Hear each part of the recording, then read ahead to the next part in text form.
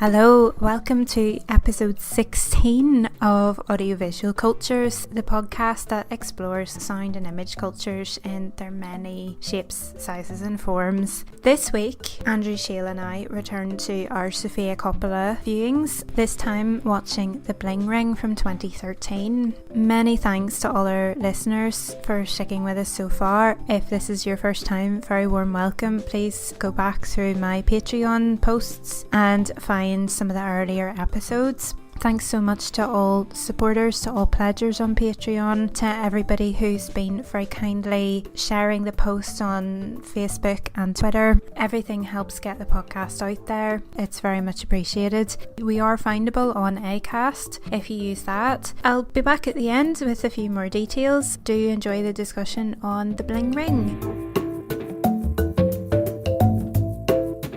So we're back with Sofia Coppola. We are not finished with her and probably never will be. So Andrew, your student who was working on the Coppola project has now submitted that, and that was the reason why we started these, but we set ourselves a challenge to watch all of her films, and she's directed 6 feature films to date, so this is the 5th of them that we've now seen, and we have just watched The Bling Ring. We're watching these completely out of chronological order because we don't care. So Bling Ring 2013, written, directed and produced by Sofia Coppola and based on a 2010 Vanity Fair article about a group that apparently existed and was called the Bling Ring and did some of these things, in that they broke into and robbed the houses of celebrities in LA.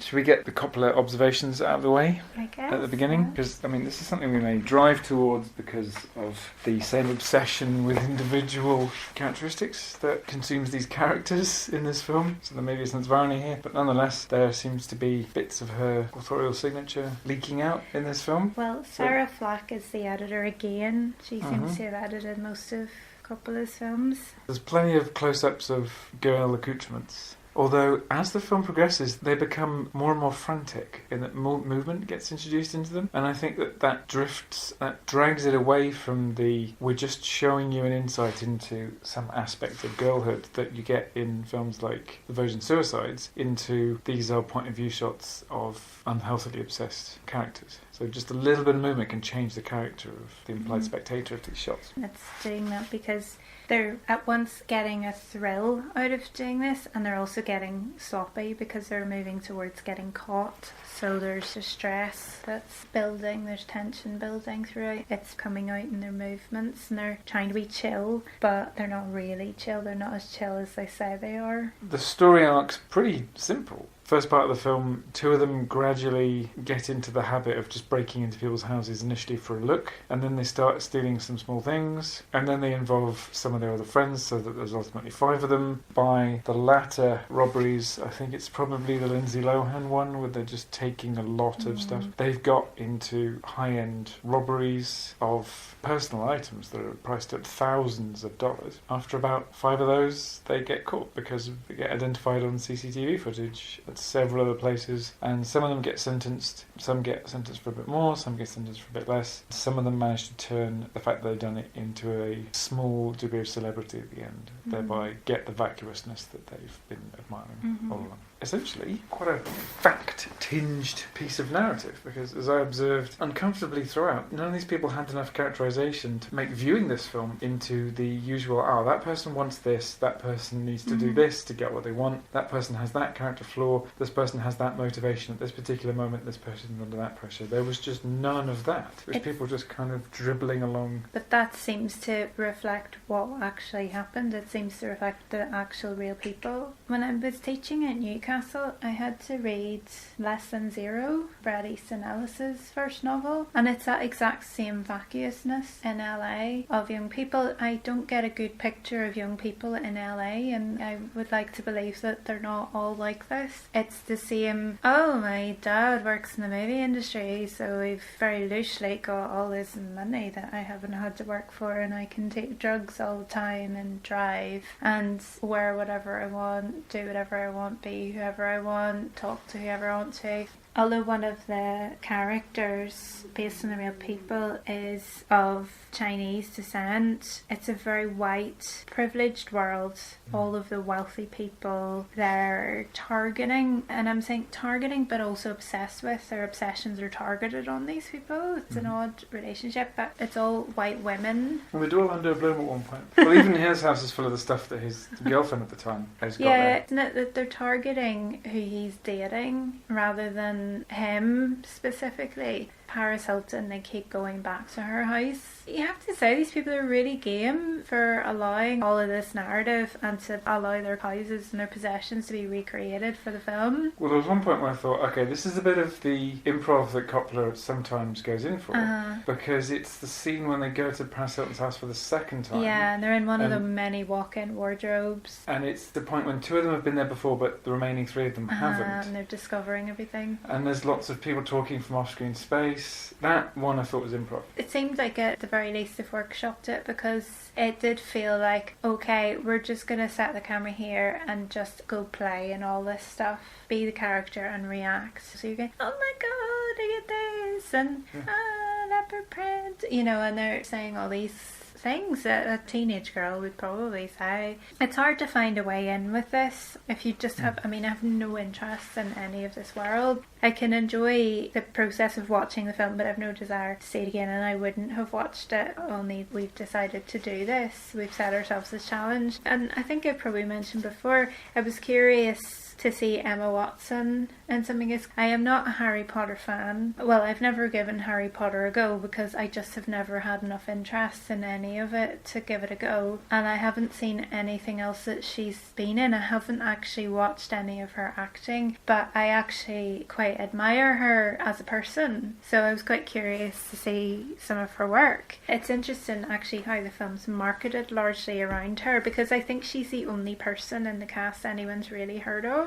The other young people, certainly, they're not well known. She's the only one who's really got a name, and actually she's in it a lot less than I thought she was going to be. I actually was surprised at how little she was in it. She does a sterling job at West Coast US accent. Yeah, she gets that, I don't know how to describe. There's something about how the jaw's very forward and it's a very confident way of speaking, but there's also a kind of guttural drawl is all I can think of to describe it. But the way words are elongated, it's so cool. Like the way they talk deep into their throat and they carry through the vowels. But yeah, she does it, I think, really convincingly. There was one point, and I think this is a bit of a Coppola thing, where there seems to be a choice by the film's implicit narrator to go, I could tell you about the psychological landscape of these characters, and in one or two spots here and there, it's not this kind of vacuous candy floss that's going on in people's heads. There's actually something going on here. But what I will do instead is I'll give you just a couple of hints about it, and then later on I might show some sort of really severe tragedy that happens as a result. And I suppose I was primed for that by the Virgin Suicides, where the implicit narrator goes, no, I'm not going to tell you what's going on in these girls' heads. You're going to get these little tiny glimpses of it. The reason why I thought we were getting it was there was that scene with Mark, which was shot in black and white, like it was footage from his own camera, say his own camera phone. He was mouthing music where the lyricist was a woman. He was smoking a little tiny bong, and also seemed to have put lipstick on as well. This is Mark, who at several points in the film so far has put on an item or two of women's clothing, specifically heeled. And I thought, are we about to find out that for him it's actually quite a serious psychological phenomenon that's going on here? Is he's using the opportunity to indulge in cross-dressing, which is not at all socially sanctioned, by doing it under the cover of being a voyeur, an enabler for these women's voyeurship of celebrities' houses, or also being a thief. So I thought, are we going to get this? We're going to find a few things out about Mark. And although Mark was the most heavily psychologized character of the lot, all that we got from him was simply he felt the loss of Rebecca, who was the one with whom he originally set up the Bling Ring, when she decided to just remove herself. Well, it was all her. She led it and she got him into doing it. There was an original link. It was quite an abusive friendship, really. Lots of voiceover from him from some unspecified point in the future. The first couple of times you saw him, when you had an image connected with that voice, I thought maybe he's talking to a therapist, but it turns out it's the journalist from Vanity Fair who wrote the article that the film was based on, and the article was called "The Suspects Were L'Habitants." Who knows? I'm guessing they did say it during the film, but I think they were saying the buttons. Anyway, yeah, it ended up I was talking to the journalist who put all the interviews together with him. The journalist's name is Nancy Jo Sales. It's Mark as well. He becomes kind of like a stylist and a dresser for the other girls. He seems safe sexually around them. So there's just slight codings of queerness to whatever extent that could be, but it's not the point and it's not gone into. There is a kind of queerness to the life that's led by these celebrities because it's all about the look. He talks as well about he's not attractive, so suddenly he had all these beautiful things and people liked him. It shows you his first day going to the school for dropouts, they call it. People are looking down on him, and this is really pointedly given to you in quite long sequences, and then it's just Rebecca who is nice to him, takes notice of him, gets him into doing all this stuff with her, and it just gradually builds up, and he very quickly draws you into this friendship that just seems to spontaneously happen out of nothing. She just seems to be looking for somebody to ride around and do this stuff with her. So it's all about him not being conventionally attractive, and we don't know what he means by that, like if he means in a masculine or a feminine way, we don't know, but whatever it is, it's not what everybody finds attractive, and so he's adorning himself with attractive objects and clothes and of course the girls to raise his status, because this is a world where the look is everything, and so there is a kind of queerness to, I mean, almost the point of drag with the likes of Paris Hilton or Lindsay Lohan, where they're dressing up in a certain way to be uber feminine, like it's over feminized.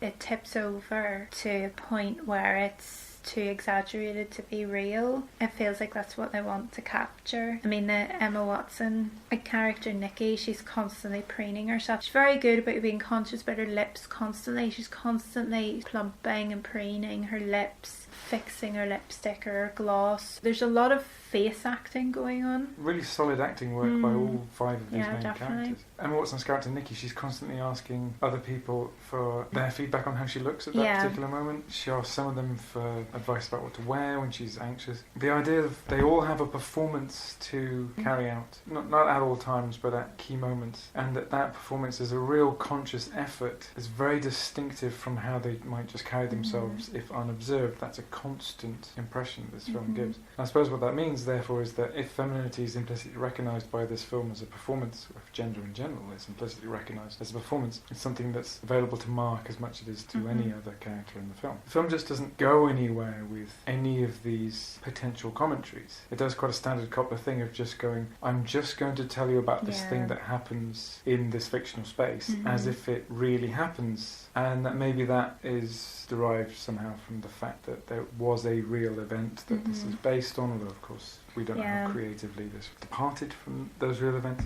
I had a quick look on the Wikipedia page about the actual group who did it. The film is of course a compression of everything because they seem to have hit up a lot more homes than the film can cover, and the film's only 87 minutes long, so it's quite a compact film. But actually, in one sense, I think you mentioned it earlier, you said this is an article length film because it is an expansion of an article, but it's also the compression of about 9-10 months worth of events. The events are so straightforward and, well, vacuous really, that there's not a lot to tell. The film just does convey that this group just started to gain really quite easy entry. They weren't even breaking and entering a lot of the time, they were just letting themselves in because these people had been so feckless about their own security. There is a measure of, these celebrities are far too complacent, these celebrities are far too rich going on there. For a film that heavily indicts its main characters as vacuous and putting all their efforts and ingenuity into what are just silly pursuits in addition to being illegal pursuits. For a film that does all of that, it also indicts the celebrities whose houses they're breaking into. So the shoe room in Paris Hilton's house, for example, there's a lot of dwelling on just how sheer excessiveness. And then there's like a finding of another room inside another room and another room, so they just keep going, oh wow, who has this much? Oh, there's a whole room for jewellery. There's so much stuff. Yeah, they keep commenting on how much stuff Paris Hilton alone has because it just keeps revealing itself. Even the shoes, there was a whole spectrum of colour there. They seem to have been colour coded. There was a whole area for just all the shades of pink. It seemed like like she had one pair of shoes for every day of her existence. There were so many pairs of shoes. And of course, the comment is, that's not funny. Just imagining that you have to put an entire lifetime into buying one pair of shoes for every day of the lifetime that you're about to start living. I can't remember what I was going to say now.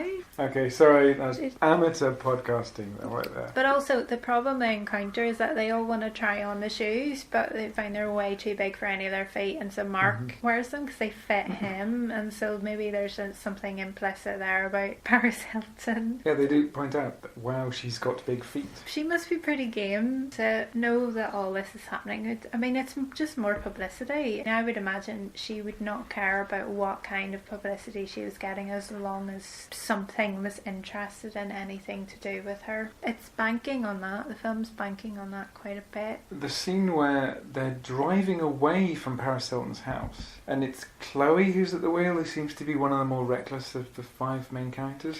Yeah, and she seems to be the most privileged, and I mean, there's a huge amount of privilege amongst this group, but the glimpses that you get of her in her home, the home is almost as lavish as a lot of the celebrity homes they're breaking into. That's the silly thing about it, is it's just rich people nicking stuff from other rich people when they don't need. They don't need to. They've got the means to get a lot of this stuff. So there's a scene after they've broken into Paris Hilton's house for the second time, I think, and they're driving away, and everyone's drunk, and Chloe's driving, and the impression is, okay, she's had a drink or two, but perhaps she's driving because she's had the least to drink of all of them. But no, she's just really drunk. And then there's this moment of, suddenly there's lights off to her left through the side window, and suddenly...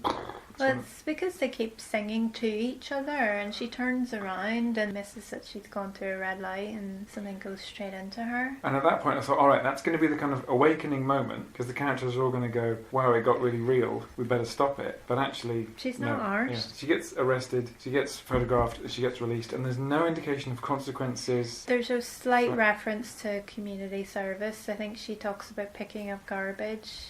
And she can't drive for a while, that's about it. The implicit message of the film is, for this certain class of people, it's basically impunity. But then when they finally get sentenced, and this is probably part of the film's contrast, for 4 burglaries, one of them got 9 years, and 2 of them got 1 year for 1 burglary each. Even 1 year for 1 burglary is a lot of time to spend in prison for breaking into someone's house that was already open. Yeah, but they stole something like upwards of $3 million worth of stuff.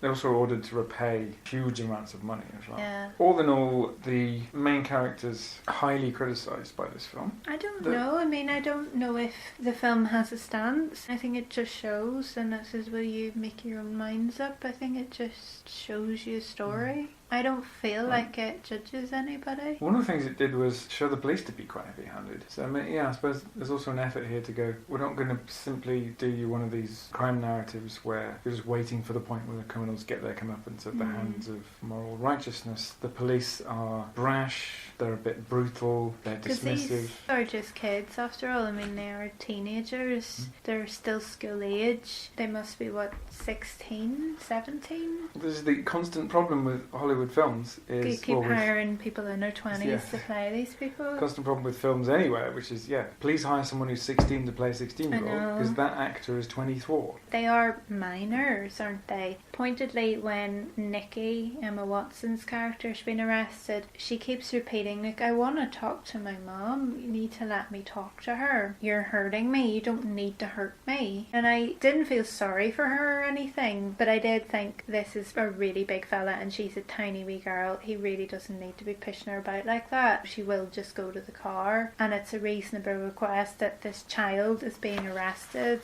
It's reasonable that she would want to speak to her mother. This is one of the things that tends to be a bit of a shock to people when they look it up, because it's fine to have sex from when you're 16. Drinking, you need to wait for a bit, and driving, you need to wait for a bit. But in the States, it's the other way around. So California, for example, age of consent for sex is 18. Alcohol, 21. Although, interesting subclause for the age of consent thing for sex is that if you're married to the person, you can have sex if you're under 18. Yeah, and that's why they keep having all these child marriages.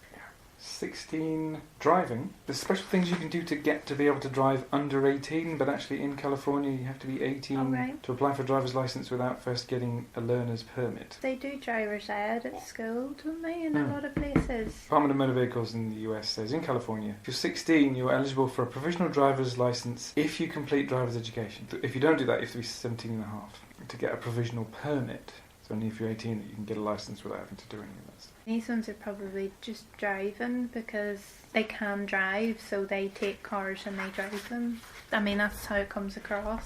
It is a bit shocking how lax people in the States can be about security. I suppose the fact that these celebrities have every reason to be a lot more careful about security than some people who have nothing. That seems to be an implicit criticism of these celebrities. Some of them have got some security, but none of them have enough to stop people breaking into their houses. But maybe there is an assumption that they don't need it. I mean, who could possibly steal from them? And they've got such an excess of stuff. Would they really notice that much is missing? These kids could have really been getting away with that for years if they'd just taken it really slowly. They actually could have just taken the odd thing here and there for years and nobody would have known. They do point out that when something like the 8th time that they go to Paris Hilton's house, one of the characters does observe that it's kind of astonishing that she hasn't noticed yet. But she just has so much stuff and she can buy new stuff if she can't find something. It's when they take things like the photographs that's a bit, I thought she's clearly put those in a private place. The film does not make you privy to the content of the photos other than some sort of remark about, I think it was her skin. So I think it was probably part of a personal beauty regime, something like that, because they said something like it's really clear that she uses so much bronzer or something on her skin because obviously her skin doesn't naturally look the way it looks. She's doing a lot of stuff to make it look like that, and so those were probably images of the real Paris. So those were very personal things. That was the only time when I felt any kind of sympathy or discomfort on behalf of anybody. Otherwise I really just did not care, and I felt a bit sorry for the monkey and the Paris's dog. monkey. Was it not actually? Was it Paris's monkey? There was It a was- monkey. yeah, I think it was Paris Hilton's monkey. Or was it Megan Fox? No, it wasn't Megan Fox. I think it was Paris Hilton. Because they initially go there on their own, the two of them, Mark and Rebecca. On the one hand you think, well, you know, if you're not even going to lock your door or your car, but then that's victim blaming and that's not right. Just because these people are filthy rich doesn't mean it's right that their stuff is stolen. They've worked to a degree to get that. I mean, watching films like this, I start to feel inadequate and I feel like I should make a bit more effort on my appearance, and I realise how much work they actually put into looking like that, and it looks so effortless on screen, but actually this is hours of painful waxing and all kinds of hair removal and hours spent on all the many things you need to do with your hair and the layerings of makeup, the styling of the clothes and everything. This is hours upon hours upon hours of work and research. Actually, it's actually incredibly hard work to look that effortlessly good. There is a kind of labour. It's a labour that I think most of us would probably feel is really not contributing anything to society in any way other than, oh, that person looks pretty. If there was an implicit message in there about the importance of recognising labour even when it's culturally devalued, it was lost amongst the noise of, aren't these celebrities fatuous and self-obsessed? I mean, there's a lot of dwelling on just how many pictures of herself Paris Hilton has in her house. And again, she's really game if she's allowed all that. It'd be amazing if that was her actual house and she just let everybody in. There was one tiny shot where there was a glimpse of what looked like pink motorbike helmets. Oh, right. In a rack in her house. Like there's some part of her life when she's accessorising up. She goes, okay, belt, hair business. It might be a reference to something. There might have been an image in the past that that's a reference to. I'm just guessing. The helmet stage is one I usually miss out when it comes to accessorising, I must admit. Alright, so a couple of Coppola-isms. She's quite happy with having not much non-diegetic music. And then when the non-diegetic music does appear, it's abrupt and it's loud. Yeah, it's piercing, I thought, at times.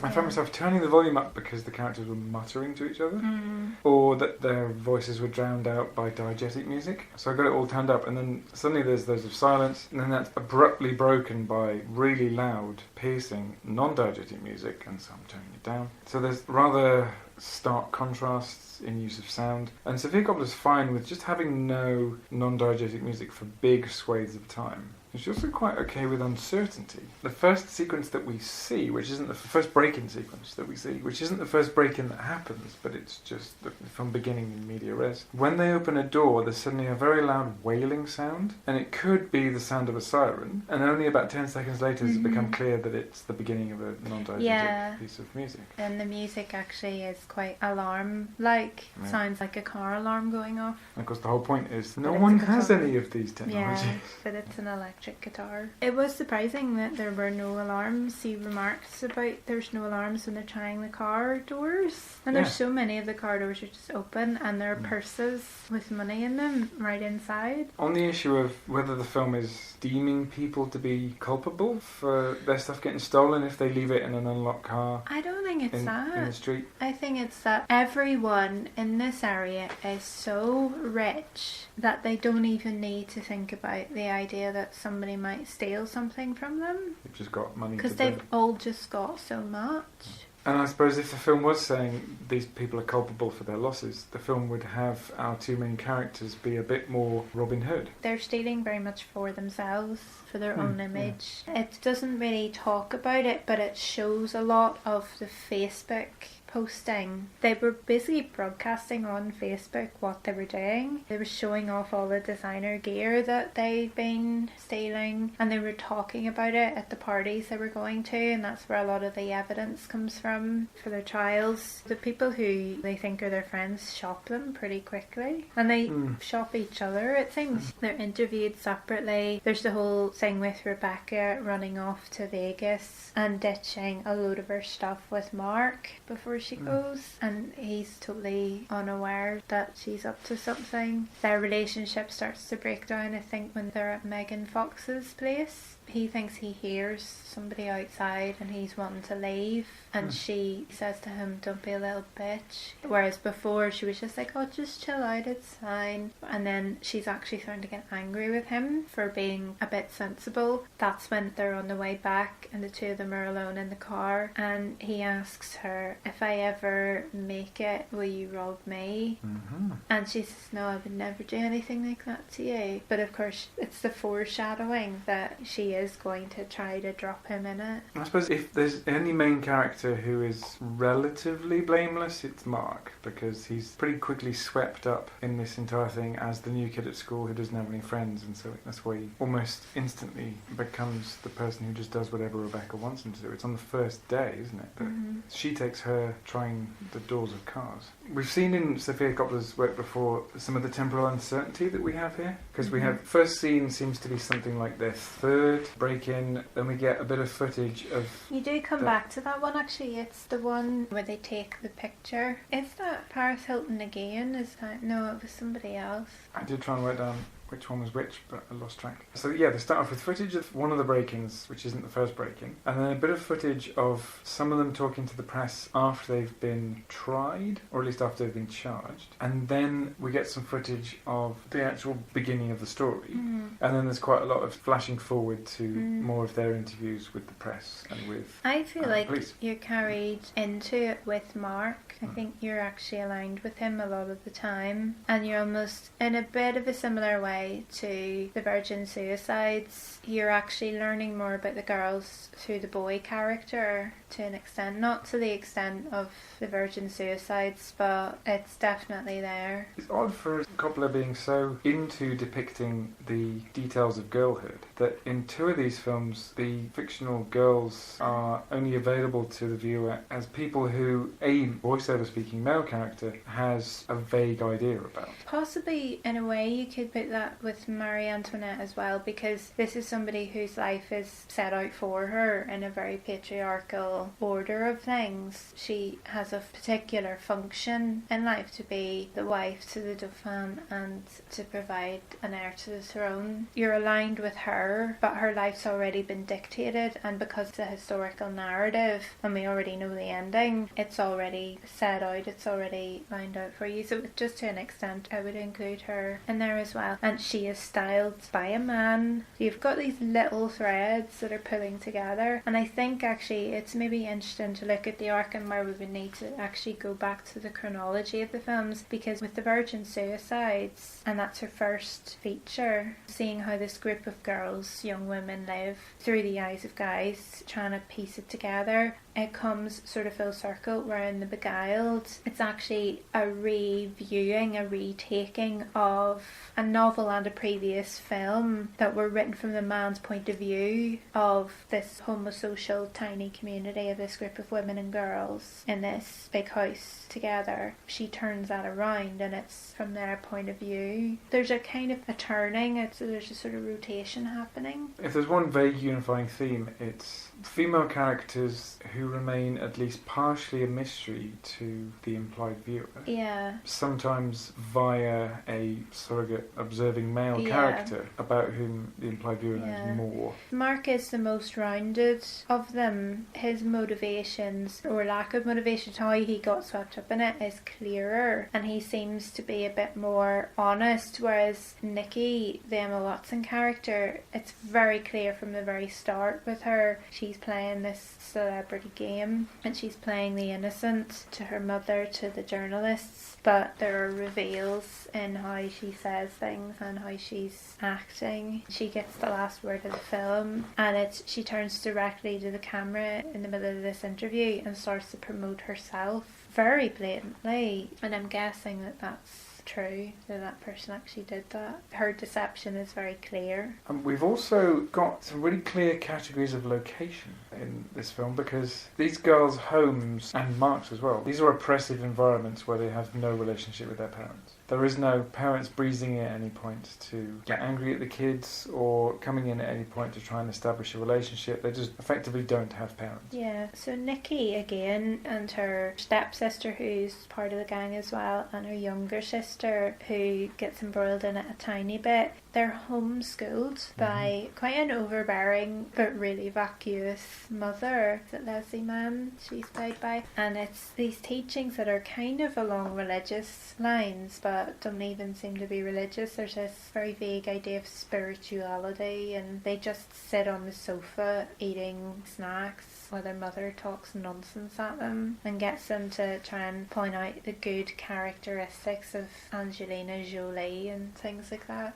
I'm just reading up about what The Secret is, because that's the name of the spiritual practice that the mother is into. It's vague. Positive energies can help change the world, kind of self-help stuff. I don't think homeschooling is going to ever appear in a film as something that's a good thing to do to your kids, because homeschooling is generally associated in the States with parents who don't want their kids to learn facts and instead would rather have them indoctrinated religiously, although of course that's by no means all homeschooling. No, but it's a reason to homeschool your kids in the States. It's usually portrayed negatively in those ways in films. It's kind of a negligent parenting through being overbearing and following this dogma rather than getting to know the girls and what their needs might be, and not giving them any real direction in life. So that the thing that comes on and gives them direction is the celebrity culture that well, it's so easy to get swept up in something when your home life is so horrifically dull. I suppose the film is going, if you could homeschool your kids properly and actually teach them content, they might not turn into people like this.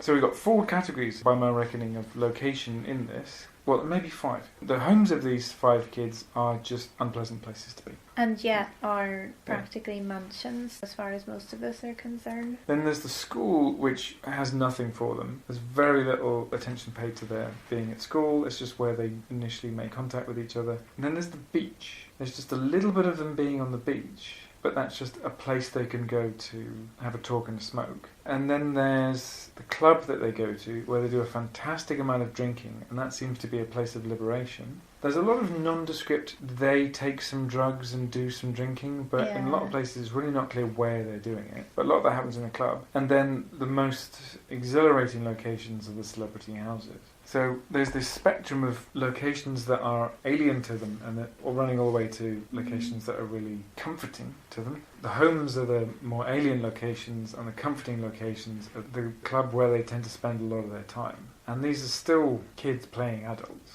I suppose it's the club that they go to is a place where they can be completely isolated from family and from school. They can pretend they're older than they actually are. Yeah. They can celebrity spot. The guy who seems to work there or be a manager there, or it's hard to tell what he is, but Mark sells off some of the stolen Rolexes to him and things. He seems to facilitate them, but he seems to have something going on with Chloe, who's one of the main five, but she's quite peripheral even to that group, and there's times when she won't go to the houses with them because she's like, no, we need to chill out, and just like when the first video breaks from Audrina, somebody's house. I have no concept of who this person could be, but they're caught on video, and that the sequence of them, and it's just Mark and Rebecca going to that one, but that was really fascinating because that's the only time when you don't go into the house with them. You're held in I would say an extreme long shot, but it's on a really slow zoom in, watching the house from a distance. The house is basically transparent, it's just glass fronted, everything. You can see everything they're doing. It's sort of like a doll's house in a way. When they light up rooms, you can see them rummaging around, and it's all in one take, so you can see everything they do, and they do it really quickly. They're there for a few minutes and get through it pretty stealthily, and they're out again. But there's footage from that one, so we're not in there with them at the time, but we see inside. It's the CCTV footage that's shown, and it's broadcast, and that's the one where Mark's face is captured very clearly in it. And it's after that breaks, Chloe's saying, well, you should just calm down and leave it for a bit, and she won't go with them, but the two of them head off somewhere else and take the other two with them. I think probably go to Megan Fox's or somebody else. There's this really vague sense in the film of just how emotionally mature some of the characters are. Because some of them seem to understand that they're breaking into celebrities' houses and that there's a certain degree of danger to it, even though these celebrities, they're not being harmed by the break-ins, and they're always doing it when they're not there and when they're off making money. Some of the characters do seem to be aware that there's a certain amount of danger, but then other characters don't seem to be at all aware of the possibility of danger. So what is it? It's Sam. She gets a gun at one point, and she's either drunk or high, but she's waving it around like, yeah, of course it can't be real, although it's very clearly real, and she knows it's very clearly real, but she just seems to go, this is what we do. Nothing we do is real, of course. Altogether, the extremely clear message that we all tend to gravitate towards in films wasn't there in this one, which is no bad thing, because there seems to be a bit of a Coppola tendency. It's just irksome when that's your habit, isn't it? You have to kind of shed the habit. There's a single message in this, and there's probably 5 or 6 all very subtly peppered in there, but I think if there's one, it's that when people are put in positions where they are told they have control over their own lives but don't because they are treated only as consumers, they will unconsciously become aware that they have no control over their own lives and try desperately to assert that control elsewhere in their lives. The franticness with which they start breaking into these houses, or start just entering these houses with open doors, that seems to indicate an attempt to assert control where these characters, basically in the rest of their lives, have none. But even that was only clear in a few moments. And also the stuff about the psychology of Rebecca. She seems to have this Lindsay Lohan obsession. What's initially, them just breaking into houses and being a bit curious, turns out to be her wiggling towards the opportunity to get into Lindsay Lohan's house and just be in Lindsay Lohan's space for a little bit. Breathe the same air as her and try on her perfume. Even that suggests there's an obsession here with a specific person, and that's very different from this sticking it to the man, breaking and rummaging that they're doing so far. Even that gets the tiniest little push, that message. But maybe this, when we get to watch Somewhere, which is the last of these couple of films that we've got to do, maybe that will be so comfortable with that we'll just go, oh yeah, of course, it's got only 1 or 2 vague suggestions of a main message, and that's what Coppola does. I was just thinking about money and value and things. I was just wondering about what kind of budget this film would have had, because it's so lavish. I mean, it's very like Marie Antoinette in that it's a really lavish, very visually busy film. There's just so much mise en scène because there's so much in these houses. According to IMDb, the budget was estimated to be around $8 million, which is not very much money. So I'm wondering, have they pulled in favours? Have they just used cheap imitations of stuff? Is it one of those where it's a bit like Sally Potter's Orlando, where there's a very small production budget, but they've used most of it on the setting and rehearsed the actors really, really hard in advance so that they go in and they have very few takes with everything and they actually make the film really quickly. So I'm wondering if maybe it's something along those lines, because it's just such a lavish looking film. Maybe they've borrowed lots of stuff. There's a huge amount of product placement as well, because you've got advertising for Lexus and Porsche, all the designer brands. They're saying the names of everything when they're showing off the clothes and the shoes and the watches. All of the big brand names. Maybe there's lots of product placement going on here as well. The film over which we have bonded, Back to the Future, there is a link here. It's a notable little event in movie history because it's one of those movies where it was done with a product placement strategy, and there was elements in the film where there's clear bits of product placement, and the film clearly got money for product placement. But Zemeckis announces in lots of interviews that that was the last film in which he did product placement because of the nightmare he had with California raisins. That trying to advertise some raisins became really difficult, given that raisins don't photograph very well. And the solution they ultimately came up with was not palatable to the California Raisins Company, so they just gave them the money back. And Zemeckis said, look, it was just a big headache, I don't want to do that anymore. Which is ironic, given that this is a director who went on to direct Castaway, where the word FedEx appears about 1,000 times. Anyway, so I tend to associate product placement with something which is quite old, something quite unusual now. But of course it's not. Of course it's still all over the place. Because well, it's so ubiquitous, it's invisible. It's the essence of Bond movies, for a start. It feels kind of gross to watch a Bond movie these days, just because it's all this product placement. So yeah, it wouldn't surprise me if even Sofia Coppola was doing the same thing and depending upon income from product placement. That kind of stuff, maybe, and pulling in favours and maybe asking these celebrities, like, we're making this movie, are you interested? Because it's even product placement for celebrities. They're using particular people's names, you know, they're using Angelina Jolie, Paris Hilton, Megan Fox, Lindsay Lohan, this person Audrina, who I've never heard of in my life before, Orlando Bloom. They've got a kind of currency with those names. From the Wikipedia page on the actual gang, there were something like over 50 people who were targeted. This is only a handful of them, and Paris Hilton was the most prolific one, and Lindsay Lohan, it seems to be they took the most monetary value from her, but there were loads of other ones in between, because this is something that built and built and built over time. They've targeted a lot of the people who are part of that culture. It seems to have been mostly women, and mostly white women, who are, like Paris Hilton, are famous for no particular reason. They're famous just because they happen to be wealthy and they can afford to do lots of silly shows and stuff. They have enough wealth to generate their own celebrity. And you don't hear very much of Paris Hilton anymore. But then I haven't had TV for a long time, so maybe that's why. Well, almost certainly The Apprentice of Kirsten Dunst was Sofia Coppola going, will you just make a quick cameo in my film? I know, because I thought, oh look, there she is actually in this. And then she never came back again, and I thought maybe it was just somebody who looked a bit like Kirsten Dunst. But it was her. Yeah, I'm pretty sure. It? Yeah. And in part this may be Coppola going, that was a generation of actors that I used for my girls, and they're not girls anymore, so now here's the new generation of actors that I'm using for my girls. So that handing over of mantle. But I suppose you do something more significant than about a 2-second cameo in which Kirsten Dunst doesn't say anything, if you were going to do that. It just depends. I mean, you don't know if she was there as herself, or it could be something a bit meta going on, like was she there as Kirsten Dunst happening to be in this club, or was she another part of the set? Yeah, my assumption was that she was there as Kirsten Dunst. Yeah, she is in the transition where she's very much an adult at this point, because the next film that Coppola makes is Beguiled 3-4 years later.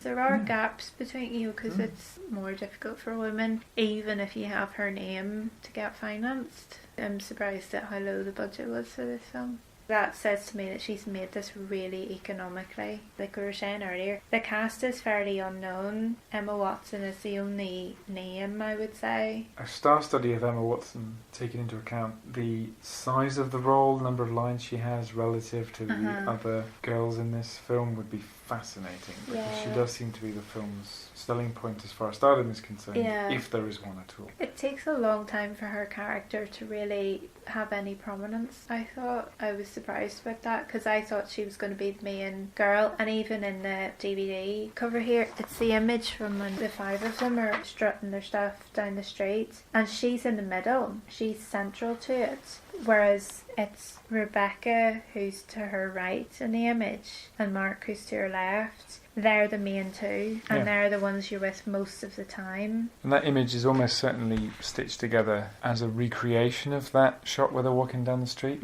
because it seems just too doctored. The shadows are the wrong shape, that kind of thing. We're on the home straight then. We have one more Sofia Coppola film to watch before we're up to speed. And she does have this habit of making something like one film every 4 years. So our lifelong Coppola commitment won't consume that much of our time.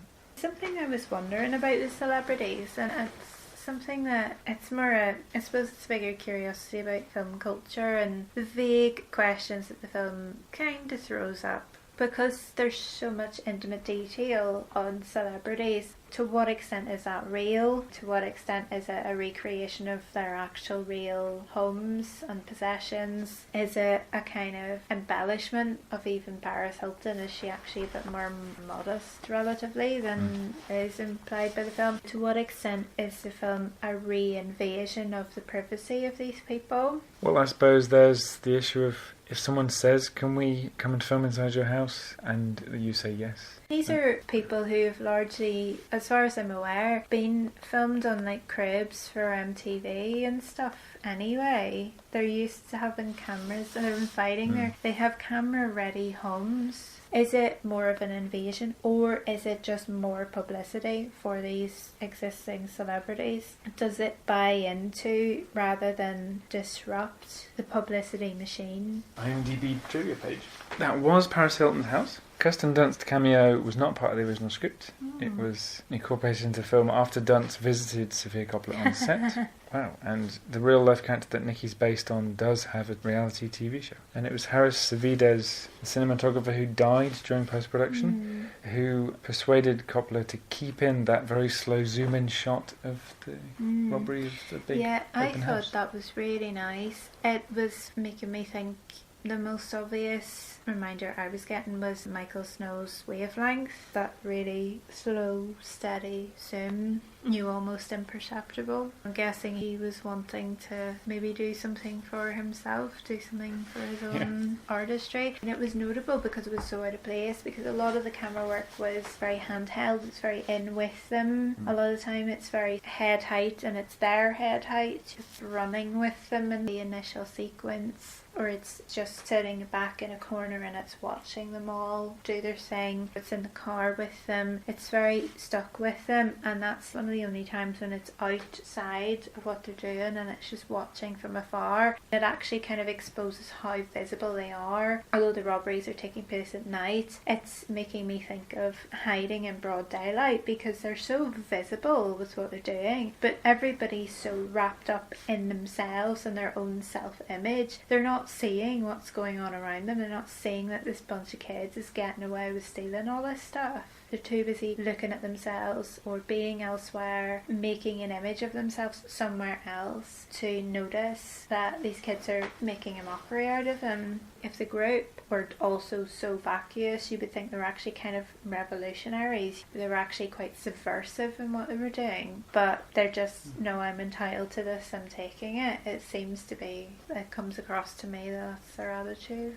I think the elements in there, particularly when they were doing kind of post-heist party every now and then, of them enjoying the well-earned spoils of their brave home invasions. Burglarizing. I love that term because it's not burgling. No, they burglarized these houses. There's a word that in American Standard English which I just can't help but silently correct whenever an American uses it. It's obligated. Every time I hear a United Statesian say that I'm obligated to do something or someone's obligated to do something, I'm just quietly They mean obliged? Yeah. So burglarized, the same thing. Brian Wrightsell as the soundtrack supervisor. Well, a lot of contemporary to the time when it's set, which is 2008-ish music, both diegetic and non-diegetic, and some original stuff There was one shot in there that I found particularly gorgeous, and there were points where I was going, oh, it's quite a nice sense of claustrophobia because we have a camera moving backwards as characters walk through corridors. Okay, lovely stuff, lovely stuff. But there was one shot where I went, oh, that's gorgeous. And it was the one where Mark's coming out of school, I think it's the day after he's first met Rebecca, comes out of school and everything's out of focus. And he just slowly, I think it's one of those few slow-mo shots in the film, he slowly walks up to the point when he's in focus and then notices her in off-screen space and goes, oh, hi. I love that. I love shots where it begins out of focus and a character has to come to the camera. The camera's not going to rack focus to bring the character into shot focus. No, it's a kind of, well, I could change my focus in order to make you properly visible, but no, you can come here. And that's the same kind of restraint that we get in that very long, very slow zoom in on that doll's house shot, which is in quite stark contrast to a lot of the rather frantic camera movement we get, really kind of up in your face cinematography we get elsewhere, where it does seem to be really intently subjective. I was thinking as well about them being teens. In all the other films so far, there's been quite a lot going on with sexuality and the burgeoning sexuality of young women, and there's very little of that here. I think Sam has a boyfriend and he's implicated in a lot of the stuff as well, but that's just, she just happens to have this boyfriend and she goes to his place. There's nothing really about sexuality as a driving force in them or anything, the way it was in the Virgin Suicides and the way it really, really is in The Beguiled. It's bursting at the seams of the house nearly in those films, but here it's this other kind of desire. It's this desire to possess, to own. There's plenty of shots where the characters are doing selfies and so they're all kind of really close up to each other, and Mark constantly has a lot of girls his own age pressed up against him, and there's nothing. There's nothing at all. He, like I said earlier, he's safe sexually. He doesn't seem to see them as sexual objects. They don't seem to see him as a sexual object. He's one of them. Even that Nicky is in his bedroom alone with him and his mother comes to get his attention, or no, it's the video breaks and they react very loudly, and so the parents are coming to check that they're okay and stuff, and there's nothing really said about him being alone with this girl in his room, and she's safe to get dressed and undressed in front of him. He's kind of coded as queer, or at least sexually safe around them. There's nothing really going on with him. The only moment where there's a bit of tension physically is actually when it tips over into violence, when Sam has the gun and he's really trying not to get shot, is knocking her hand away and is trying to grab her hand to get it off her, and she's saying, no, don't touch me, you know, you don't get to grab me and touch me and things.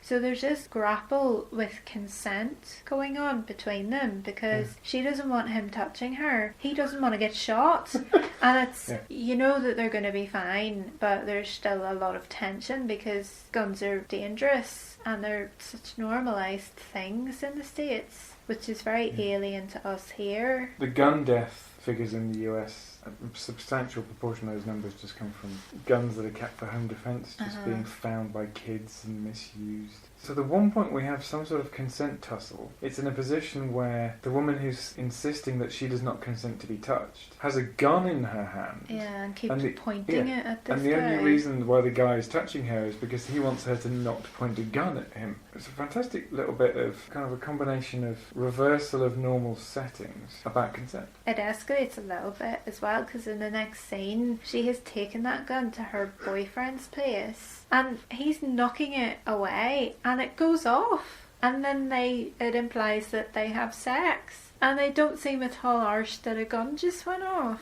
Maybe It's set off alarms, it's got dogs barking, people are worried, and they're just getting down to it. And again, it reminded me of Less Than Zero, where you've just got this group of people who are not arsed about anything in the world ever, but if something messes their hair, that's the worst possible thing. It does also imply that the average setting for these people is so into a combination of following celebrity culture culture and working on their own appearance, that they have no time left for their own libidos, and therefore the only situation in which that might be changed is if something rather scary happens with a gun, and then that will temporarily unleash your libido, and then it'll be fine again by the morning. Or indeed that the only way that Americans can get aroused is through gun activity. Either way, a bit of an indictment of consciousness of people who live in Los Angeles. Well, I suppose it's Calabasas, is that right? In California, that's where they actually live. But a lot of the houses they go to are in LA. Alright, got to get it right. Well, I think that'll do for that. And at some point, we will do somewhere. I'm quite looking forward to that now because you've got the DVD and Stephen Dorff is in it, and I quite like him actually. Interestingly, there's a thing on the front which says Empire gave it 4 stars, and that's it. Often you got covers of DVDs splurged with this magazine gave it 5 stars, this website gave it 4.5 stars. All we have there is Empire gave it 4 stars. I have no memory of this ever coming out. It mustn't have got much of a release. All of the rest of her films I had heard of, I knew about. I hadn't necessarily seen them. Lost in Translation was the only one I had seen before, but I had heard of all the others. I have no concept of this. I don't remember it being reviewed. I don't remember it being in cinemas. I knew nothing at all about the existence of Somewhere. Well, this is what we're at, isn't it? Is a little bit of watching stuff we would not ordinarily watch. Absolutely. Including stuff we don't even know about the existence Yeah, of. well then, that's even better. See you again for our next Coppola evening. I don't know what comes next though. Something with explosions. Thanks again for listening, and again for all the shares, all the support. It's such a big help. Thanks again. Catch you next time.